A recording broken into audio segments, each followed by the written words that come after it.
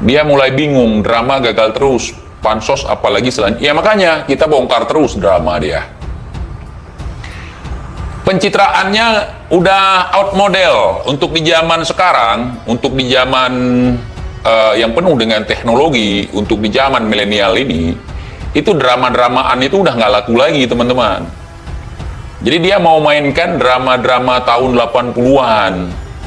Nah, dia baru tahu sekarang drama itu. Kalau kita kan udah tahu dari dulu. Nah, dia mau mainkan sekarang. Jadi pikir laku. Jadi misalnya nih, cerita kemarin itu video kawin di bawah umur itu yang dibawa ke Malaysia. Katanya diam-diam tiba-tiba dibawa ke Malaysia, nggak ada angin, nggak ada hujan. Kan nggak mungkin bawa orang ke luar negeri nggak buat paspor. Indonesia tanah air beta, pusaka abadi nan jaya. Pun kita ini cucu nggak tahu ya. Tapi kan harus buat paspor, butuh proses gitu. Paling 1 hari paspor tembak, selesai lah. Akan ada proses-prosesnya, proses demi proses gitu ya. Setahu saya dia juga nggak bisa masuk ke luar negeri. Wow, budak masih percaya ada upaya penyuapan si Bahar 100 triliunan agar tidak membahas lagi pemerintah. Mau dia koar-koar, sampai giginya rontok semua pun nggak digubris sama pemerintah. Itu cuma lahan pansos doang buat nyari makan. Lalu ya Habib, banyak orang yang ingin menjatuhkan Habib. Tetap Habib semangat, Allah akan selalu membantu Habib. Kebohongan, kebohongan demi kebohongan diciptakan. Gua yang 80-an baru lahir aja nggak ketipu sama Bahar. Bang, berarti aktingnya Bahar jelek. Ya memang jelek sekali. Itu pro kontra. Saya tidak menyikapi terlalu jauh lah itu. Aduh, katanya si Bahar itu difitnah, menikahi gadis di bawah umur, kemudian pengacaranya minta maaf. Aduh. Pengacara ngaku dia difitnah, kan tolol. Pengacara itu kasusnya ada atau tidak, dia tidak akan masuk ke dalam ranah fitnah karena dia mengupayakan hukum untuk sesuatu. Nggak mungkin pengacara itu bisa ditipu oleh kliennya dalam kasus. Sebelum dia koar-koar di sosial media, dia harus meneliti dulu kasusnya. Apalagi menyangkut tentang anak di bawah umur. Ya pastilah konsultasi dulu dengan Komnas Perlindungan Anak. Itu nggak logis bagi saya. Karena tugas pengacara di sini bukan membela kliennya, tetapi memberikan bantuan hukum untuk mendapatkan perilaku hukum yang adil. Bukan dia membela serta-merta membabi buta. Kalau yang fitnahnya kliennya, yang kena kan kliennya, pengacaranya sampai gitu bengong gitu, nggak ada gitu. Tugas pengacara bukan membela klien, tetapi memberikan bantuan hukum. Salah orang membela yang salah, bukan gitu pengacara tugasnya. Bukan membela orang salah, setidaknya dengan bantuan dia bisa meringankan atau mendapatkan keadilan hukum. Oh benar bang, umurnya si Bahar itu berapa ya, kira-kira 37 738 lah, 85 lahir dia. Itu settingan semua, penembakan dia settingan. Dia pikir TJ terkecoh dengan cerita itu, cuman yang lain terkecoh.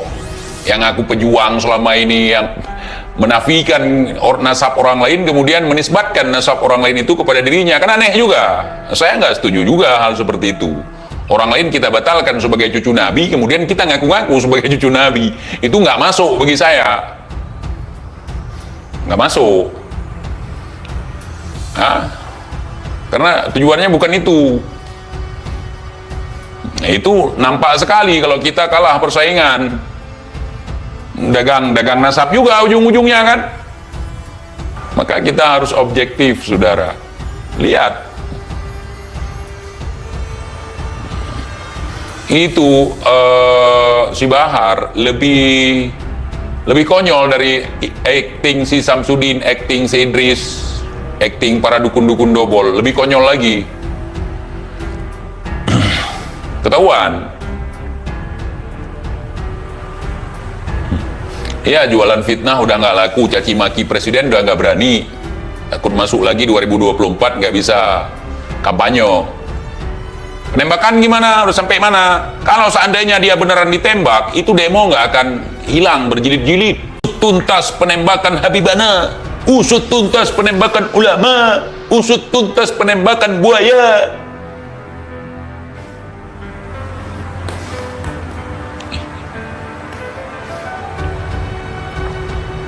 Kemudian ngaku si Bahar sama Kang Uya kemarin itu kalau dia duluan demo Al Zaitun. Pemerintah terlambat sih, saya yang lebih dulu katanya. Pemerintah udah menangani, dia bermuncul demo. Orang Indramayu udah duluan demo langsung ke tempat. Baru dia muncul, pahlawan, kesangean. Saya lebih dulu di pemerintah. Dalam hal ini saya sangat mengapresiasi ya Bareskrim. Nggak perlu apresiasi luar, nggak perlu. Siapa lu? Aku ngaku jenderal umat Islam. Aduh, pansos ke Jokowi, nggak berani lagi ke Jokowi, pansosnya ke Al Zaitun. Itu yang di lapangan sudah duluan demo. Sampai kalian nggak muncul, saya buat konten, Bahar, kapan demo Al Zaitun? Masih ingat kalian? Kemudian dibacakan salah satu komen oleh budaknya waktu dia live. Al Zaitun kenapa? Oh begini, campur santi perempuan. Sesat itu. Ana nggak tahu, Ana baru lihat, jarang lihat media sosial katanya. PIJ mengatakan, kayak orang penting ya untuk menarik para budak. Dan lagi pun, kenapa harus ratusan triliunan untuk menyuap si Bahar? Sedangkan si Bahar nggak dianggap sama sekali. Nggak dianggap koar-koar. Bertahun-tahun nggak dianggap, nggak ngaruh. Kecuali ngaruh pemilu kalah terus. Ormas yang jadi kebanggaan mereka berhasil dibubarkan. Mereka berhasil dijebloskan ke penjara. Ngaruhnya apa? Masa orang menang menyuap orang kalah? Kita ini menang nih, kita siapkan ratusan triliunan untuk menyuap orang kalah yang gak ada guna apa-apanya, ujar TIJ. Itu pun karena digoreng Bahar.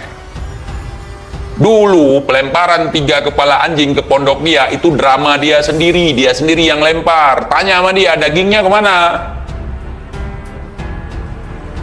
Biar kalian paham. Tuh si Aldo sama si Arya, si Aldo muter-muter Jakarta, si Arya muter-muter Pekalongan. Tuh drama juga. Penembakan mobil, pembakaran mobil, penembakan kamar pribadi IB, itu settingan juga biar umat percaya, saudara, biar umat kasihan, biar umat simpati. Oh ternyata Indonesia ini tidak baik-baik saja. Ulama buktinya ditembakin, ulama buktinya dikriminalisasi, buktinya pondok pesantren dilempari kepala anjing. Itu tingkah PKI. PKI itulah si Bahar sendiri. Itu PKI-nya. Biar kalian tahu PKI-nya siapa. Indonesia sejak dulu kala tetap dipuja-puja bangsa.